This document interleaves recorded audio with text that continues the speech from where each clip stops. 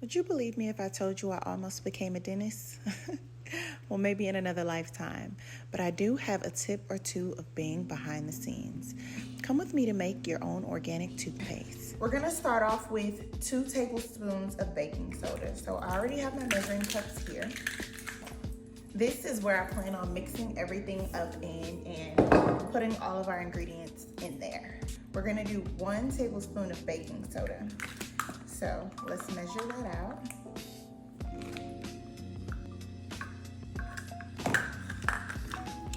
Then 2 tablespoons of coconut oil.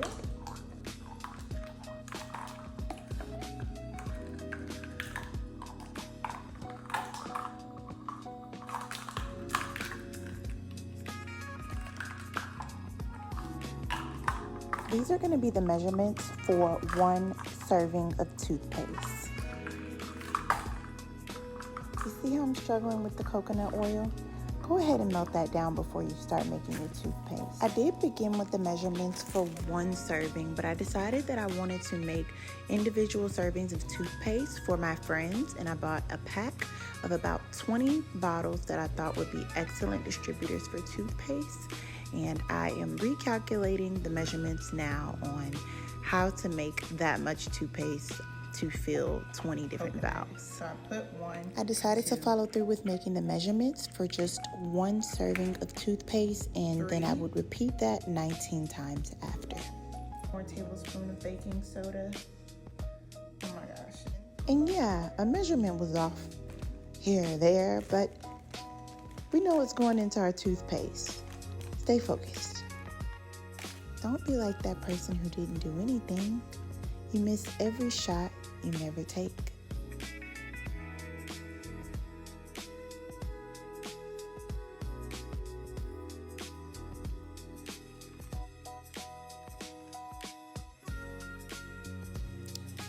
I definitely had to keep pulling the measurements back up because I didn't want to mess up. I didn't mind if I put a little extra seasoning or a little less, but I wanted to make sure for the most part I stayed on point with the measurements. After a while, it was committed to memory.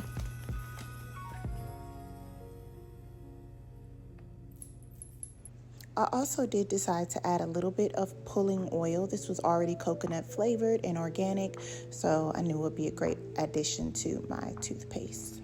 All done. Now it's just time to mix that up and see what 1 serving looks like. And at this point, I had successfully made 1 serving of organic toothpaste. And now 19 more. For all of these, I need 100 milliliters. 1. There were many different ways and ingredients that varied when making this recipe, but for the most part, all of the ingredients are consistent. Some add salt, some take away certain things, but after you understand the basis of what's needed and why, you can make what's best for you. At this point, I had done my math and I was pretty confident in the recipe, and I just went about attacking that to make enough for 20 valves of toothpaste.